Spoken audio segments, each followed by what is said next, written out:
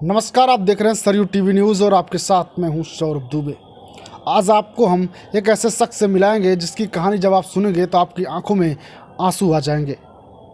महज 12 साल की उम्र में एक बच्चा अपना घर छोड़ता है, अपना परिवार छोड़ता है और आज वो बच्चा बड़ा हो चुका है और एक नया जीवन जी रहा है। वो अपने पिछले जीवन में नहीं जाना चाहता। आज किस तरीके से जीवन जी रहा है और कब घर छोड़ा, क्या कारण रहा कि उसने घर छोड़ दिया और आज भगवान की कथा में हम कहें या भगवान के नाम में वो लीन हो चुका है या भगवान को पूरी तरह से अपना सब कुछ मान चुका है। तो आइए उनसे मिलवाते हैं और उनसे बातचीत करते हैं और उन्हीं से जानते हैं कि उनका नाम क्या है। जैसे कि आप हमारे साथ देख ही रहे हैं, हम सबसे पहले आपका नाम जानना चाहेंगे। जी, मेरा नाम श्याम प्रिया जी है। जी।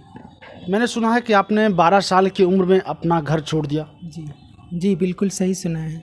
जी, अच्छा, क्या कारण रहा कि आपने 12 साल की उम्र में अपना घर परिवार छोड़ दिया? देखिए, मेरा जीवन देख करके तो आपको इतना तो समझ में आ ही गया होगा कि क्या कारण रहा होगा।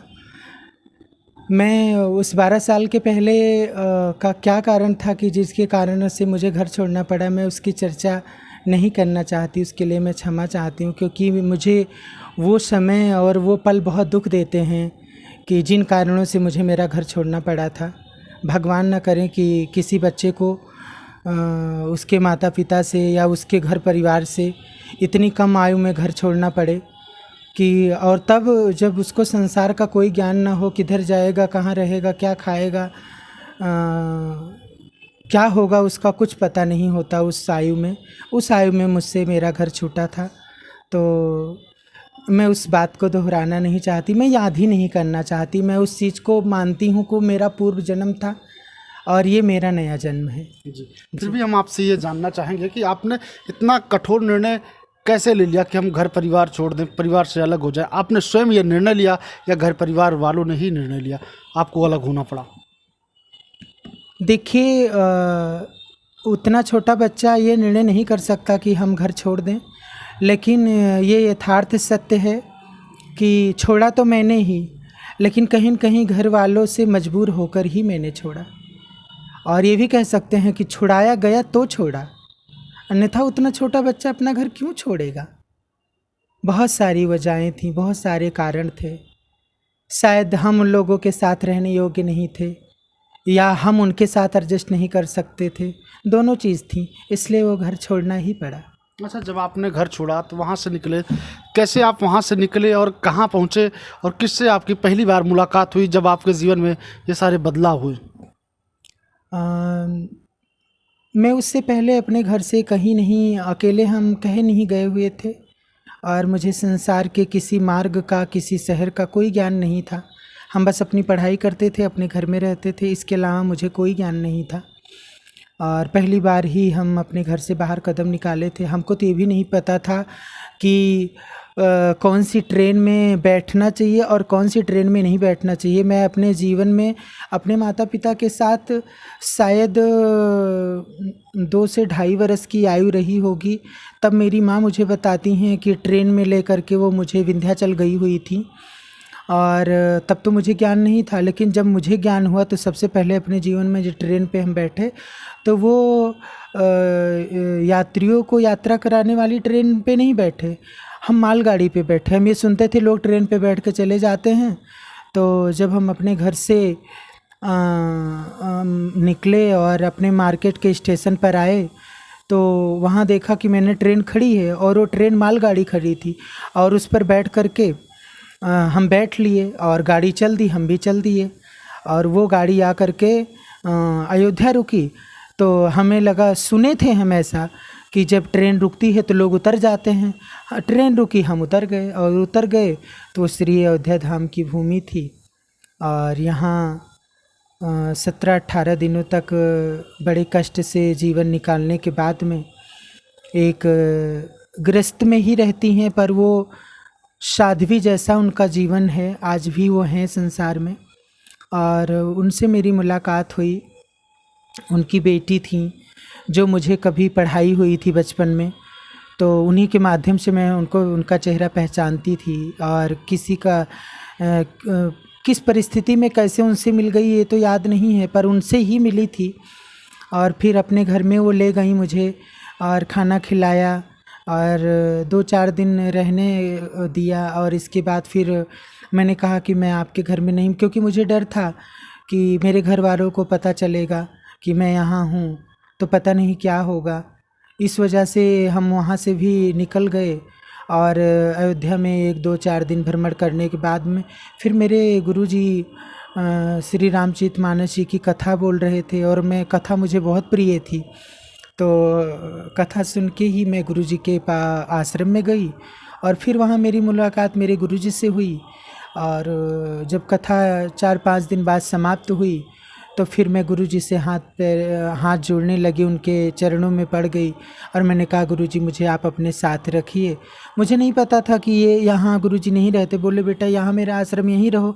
मैंने कहा मैं यहाँ नहीं रहूँगी, आप अपने साथ मुझे रखिए।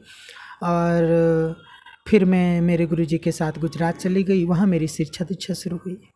हम थोड़ा सा पीछे चलते हैं। जब आप घर से निकली तो उस वक्त कहीं न कहीं आपको परिवार छोड़ने का गम भी रहा होगा, आंखों में आंसू भी रहे होंगे, और खाने पीने की कैसी क्या व्यवस्थाएं आपको ऐसा भी रहा होगा जहां तक मुझे लगता है कि आपको हो सकता है 2-4-6 दिन या 1 आध हफ्ता आपको खाने को भी ना मिला हो, भूख से तड़पती रही हो आप। ऐसा 1-2 दिन की बात नहीं थी। मैं लगभग 17 दिनों तक भटकती रही और 17 दिनों में मुझे बस 2 ही 3 दिन खाना मिला हुआ था, क्योंकि मैं किसी को जानती नहीं थी। और मैं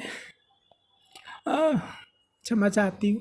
चलिए छोड़िए, उस बात को हम छोड़ ही देते हैं, क्योंकि वो पल कहीं ना कहीं अगर आप हों, मैं हूँ, कोई भी हो, परिवार छोड़ने का गम हर किसी को होता है।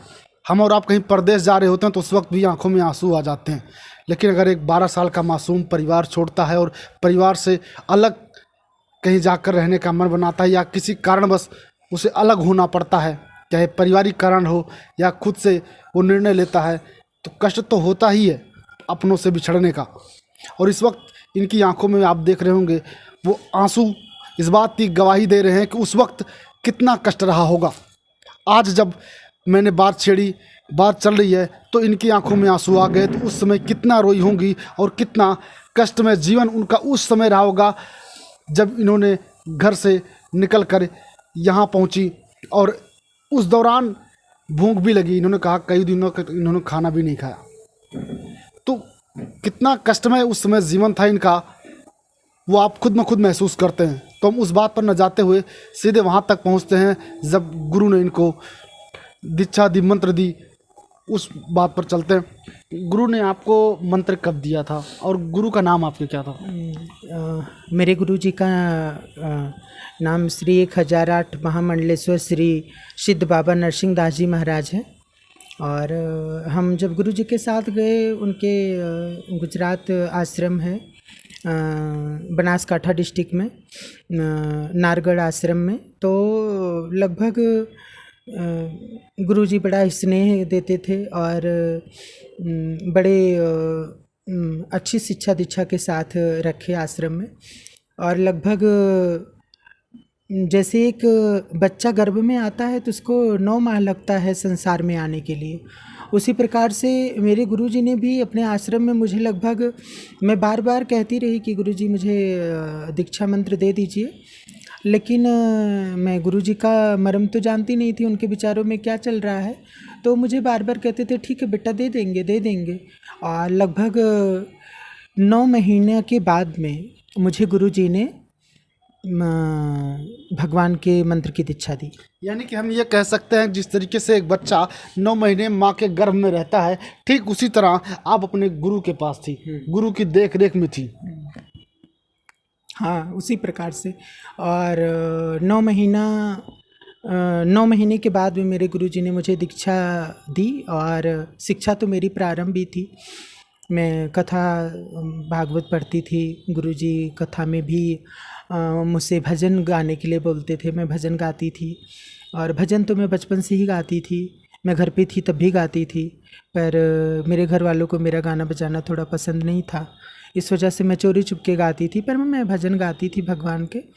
और मेरे गुरुजी मुझसे भजन सुनते थे। फिर वो गुरुजी मुझे मंच पे भी भजन गाने का मौका देने लगे, सत्संग करने का मौका देने लगे, और ऐसे ऐसे धीरे धीरे मेरी शिक्षा दीक्षा बढ़ती चली गई। अच्छा, शिक्षा कहाँ तक हुई, कितना पढ़ाया आपने अभी? डिग्री की बात करें तो मैं जो हमारे हम अपने जन्मभूमि पर पढ़े थे, और बाद में भी हमारे पिताजी ने जो भी सोचा हो कि इसका जीवन बिगड़ जाएगा या शिक्षा दीक्षा बहुत ज़रूरी है, तो मेरे पिताजी प्राइवेट फॉर्म डला देते थे और हम आकर के पेपर दे देते थे। तो पिताजी ने लगभग मुझे 10th क्लास तक तो मैं यहीं पेपर देने आती थी, और उसके बाद में संस्कृत से पढ़ाई की, तो मैं MA तक पढ़ी, आचार्य करा। लेकिन वो बस पेपर देने वाली पढ़ाई पढ़ी, ना कि कॉलेज या स्कूल जा कर के पढ़ाई हो पाई। जी कहीं ना कहीं हम ये कह सकते हैं, थोड़ा ही सही, लेकिन पिता का आशीर्वाद आपके साथ रहा ज़रूर। अच्छा, आपका नाम पहले क्या था, हम उस पर नहीं जाएंगे, क्योंकि मैं जानता हूँ अतीत में जाऊँगा तो कष्ट होगा, आंखों से आंसू आएंगे, तो अतीत में नहीं जाएंगे हम। लेकिन आपका ये नाम कैसे पड़ा? देखिए, मैं जब आश्रम में गई तो मेरे गुरुजी ने कुछ समय बाद मेरा जो बोलने का, चलने का और मेरा जो नटखटपन था उसको देखते तो कहते थे कि ये तो कन्हैया जैसे है, ये तो कन्हैया जैसे है, ऐसे मुझे खुश करते, ऐसे बोलते तो मुझे खुशी मिलती थी। फिर गुरुजी एक समय बाद मुझे श्याम कह के बुलाने लगे, और श्याम श्याम कहते थे। और जब एक लंबा समय बीत जाने के बाद जब मुझे मेरे गुरुजी का भी आश्रम छोड़ना पड़ा, किन्हीं कारणों से मैं गुरुजी का सानिध्य भी छूटा मुझसे, तो फिर मैं वृंदावन आई। और वृंदावन में आप अगर कभी गए हो तो वहाँ देखे हों, रसिक संप्रदाय का, सखी संप्रदाय का बहुत बड़ा समुदाय रहता है। तो जब सखी स्वरूप देखा मैंने, और मैंने संतों से समझा और सुना, पढ़ा और अनुभव किया, तो संतों ने मुझे लगा कि मुझे मेरे ठाकुर जी से एक रिश्ता बना लेना चाहिए। और मेरे ठाकुर जी से, मेरे कान्हा से मैंने अपने एक रिश्ता बनाया, और मैंने अपना कह सकते हैं ब्याह किया ठाकुर जी से, और सखी भेष की दीक्षा लिया। यानी कि कृष्ण भगवान? हाँ, भगवान श्री कृष्ण, कन्हैया। ठाकुर जी मतलब ऐसे तो बहुत ठाकुर जी इस समय प्रवचन वक्ता हैं, और बहुत दिव्य आत्माएँ हैं जिनको लोग ठाकुर जी करके बुलाते हैं, लेकिन मेरे ठाकुर जी मतलब मेरे कृष्ण भगवान, मेरे कान्हा, मेरे कन्हैया, मैं उनकी बात कर रही हूँ। तो फिर मैंने अपना सर्वस्व उनको समर्पित कर दिया, और फिर मैंने सखी स्वरूप की दीक्षा ली, और वहीं से मैं भगवान के लिए 16 श्रृंगार करने लगी, और संपूर्ण सुहाग का श्रृंगार करके मैं भगवान को रिझाने लगी, मैं नाचने लगी, मैं गाने लगी, भगवान का सत्संग करने लगी, श्री रामचरितमानस की कथा करने लगी, और फिर मेरा जीवन आज जो है जैसा है आप सबके सामने है। अच्छा, हम दो चीज़ आपसे जानना चाहेंगे। एक तो वो जब आपके माता पिता आपका जो पहले का नाम रहा होगा वो लेकर बुलाते थे, और एक वो जब आपके गुरु ने श्याम कह के बुलाना आपको स्टार्ट किया, पहली बार जब स्टार्ट किया तो उस टाइम कैसा लगा? और दूसरी चीज़ ये कि कहते हैं कि भगवान को जिस रूप में हम देखना चाहते हैं, हमारी अपनी देखने की जो क्षमता है, हाँ, जिस तरीके से देखते हैं उसी रूप में भगवान हमको दिखाई देते हैं। कभी आपको ऐसा लगा कि जब आप किसी से मिले हों, या वैसे ही ये लगा हो कि भगवान मेरे पास आ गए हों या भगवान आ रहे हैं, कुछ इस तरीके से हार्ट आपको कुछ महसूस किया आपने कभी? हाँ बिल्कुल, ऐसा एक पल नहीं हुआ, ऐसा कई बार हुआ है कि मुझे परमात्मा का कई बार अनुभव हुआ है, कई बार मैंने महसूस किया है कि यही मेरे ठाकुर जी हैं, मुझे इसी रूप में दर्शन दे रहे हैं। और कई बार मैंने ठाकुर जी के जो कथा भागवत में, जो उनके शास्त्रों में उनके स्वरूप, उनकी लीलाओं का वर्णन है, मैं उसको स्वप्न के माध्यम से पूर्ण दर्शन करी हूँ, और प्रत्यक्ष भी मैंने ठाकुर जी का कई बार साक्षात्कार किया भिन्न भिन्न रूपों में जी। हाँ, और जब रही आप मेरे नाम के बारे में पूछ रहे हैं, तो जब मेरे गुरुजी मुझे श्याम कह के बुलाने लगे मुझे कुछ अजीब नहीं लगा, क्योंकि मैं अपने पूर्व जीवन को और पूर्व नाम को याद रखना तो छोड़िए, मैं उसका स्मरण ही नहीं करना चाहती थी। और मुझे कभी लगा नहीं कि मेरा वो नाम था और आज ये कैसे नाम हो गया, बिल्कुल भी नहीं। मुझे अनुभव में भी कभी नहीं आया कि मेरा वो नाम कभी था और ये नाम कैसे हो गया।